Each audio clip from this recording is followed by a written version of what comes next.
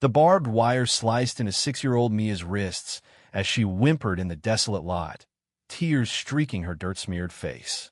Cassandra Reed, the neighborhood's iron-fisted overlord, loomed over her, a cruel smirk twisting her lips.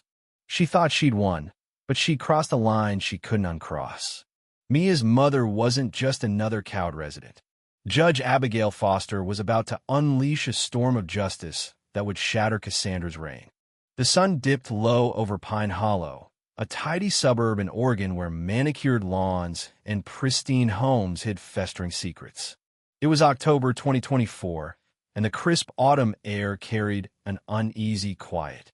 Mia Foster sat trembling in the vacant lot at the end of Elm Street, her tiny hands bound with wire that bit into her skin, blood pooling on the ground. Her beloved stuffed giraffe lay discarded nearby, muddied and forgotten. Cassandra, head of the Homeowners Association, stood tall in her designer coat, her polished exterior masking a venomous heart. "You little brat," she hissed. "Think you can ruin my perfect neighborhood? Scribbling chalk on the pavement, trampling my roses? This'll teach you."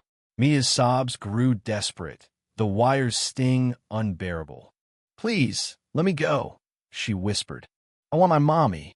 Cassandra's smile was ice cold. "Your mommy's not here, and when she shows up, I'll make sure she knows what a pest you are." Neighbors heard Mia's cries but stayed behind locked doors, paralyzed by fear. Cassandra had ruled Pine Hollow for years, a tyrant who prowled at night, hunting for infractions. A weed in your yard? A $200 fine. A tilted mailbox?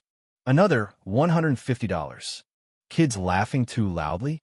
Pay up or face a wrath. She'd driven families out, forcing them to sell their homes when they couldn't afford her penalties. But she didn't know Mia's mother. Abigail was no ordinary parent. A federal judge in Portland's towering courthouse, Abigail was fearless, her sharp mind honed by years of battling criminals. That evening, exhausted from a grueling day in court, she pulled into her driveway, expecting Mia's joyful greeting. The silence was deafening. "Mia, honey, I'm home," she called. No answer. Her pulse quickened. Dropping her briefcase, she sprinted to the backyard and froze. Her daughter, bound and bleeding, cowered under Cassandra's shadow. Rage surged through Abigail like wildfire. "Get away from my child," she roared. Cassandra spun, startled, but her sneer returned. "Oh, Judge Foster, your little delinquent needed a lesson in rules." Abigail knelt, gently freeing Mia's wrists, her hands shaking with fury. "It's okay, baby, I've got you," she whispered as Mia clung to her. Glaring at Cassandra, she said, "You tied a child with barbed wire. You'll pay for this." Cassandra laughed, arms crossed. "Pay? I own this place. Everyone bends to me." Abigail carried Mia inside, her mind racing. As she bandaged Mia's wounds and sang softly to soothe her, she saw the fear in her daughter's Aisa scar deeper than the cuts. "Why does she hate me, Mommy?" Mia asked. Abigail's heart splintered. "She doesn't know how to be kind, sweetheart, but she won't hurt you again." That night, Abigail opened her laptop, pulling up files she'd quietly compiled on Cassandra. For months, she'd tracked the woman's abuses, exorbitant fines, midnight yard inspections, threats. Last spring, Cassandra had slapped Abigail with a $600 fine for Mia's treehouse, claiming it cheapened the neighborhood. Now, this was no longer about fines, it was assault. Abigail called her friend, Detective Laura Martinez, her voice trembling as she recounted the horror. "I'm on my way," Laura said. "We're arresting her tonight." By dawn, police swarmed Pine Hollow. Neighbors peeked from windows as Laura and her team photographed Mia's injuries and bagged the wire. At Cassandra's sprawling mansion, she feigned innocence. "Officers, this is absurd," she cooed. "That judge is lying her kid's a menace." Laura snapped on handcuffs. "You bound a 6-year-old with barbed wire. That's not discipline, it's a felony." As Cassandra was hauled away, neighbors whispered, their fear giving way to cautious hope. But Abigail knew Cassandra's wealth, and her lawyer husband, Victor, would fight back. She dug deeper, uncovering a web of corruption. Cassandra had embezzled $80,000 from the homeowners association, siphoning funds meant for streetlights into her personal accounts. Tax records showed she owed thousands. In her last neighborhood, she'd faced harassment charges, dropped when the victims fled. Victor, it turned out, was her accomplice, orchestrating a scheme to harass families into selling cheap, then flipping their homes for profit.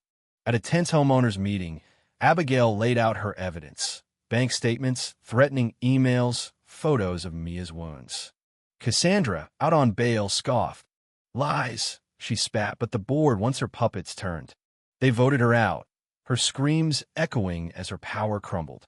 A neighbor's security footage sealed her fate, capturing her binding Mia with chilling calm. The video spread, igniting outrage. At a community meeting, residents shared their stories: an elderly man fined for ugly curtains, a family harassed until they left, a teen banned from biking. Then, a newcomer, Emily, revealed a bombshell. Fired from Victor's law firm, she'd copied files proving the couple's scheme had ruined families across 3 states. Abigail clutched the drive, knowing it was the key to justice. 2 months later, the trial gripped Pine Hollow. Mia, brave beyond her years, testified, her small voice steady. She tied me up. It hurt so bad, and she wouldn't stop. Jurors wept as the video played. Cassandra's cruelty undeniable. Bank records, emails, and neighbor testimonies painted a damning picture. The defense's claim that Cassandra was preserving property values collapsed under the evidence. The verdict was unanimous: guilty of assault, child endangerment, and theft. Cassandra's screams filled the courtroom as she was sentenced to 8 years. Victor faced fraud charges, their empire dismantled. Abigail became the new association president, erasing Cassandra's draconian rules. She built a playground, launched block parties, and turned the lot where Mia suffered into a vibrant community garden. Mia healed slowly, her chalk drawings brightening sidewalks once more. A year later, Pine Hollow was reborn, fear replaced by unity, silence by laughter. One evening, as Abigail tucked Mia in, her daughter asked, "Do you think she's sorry, Mommy?" Abigail paused. "I hope so, but some people never change. What matters is you're safe, and we're together." Mia smiled, her spirit unbroken. What do you think, can someone like Cassandra ever change? Or are some people just wired for cruelty? Should Abigail have shown mercy, or was her relentless pursuit of justice the only way? Drop your thoughts below, hit that like button, and subscribe for more gripping stories.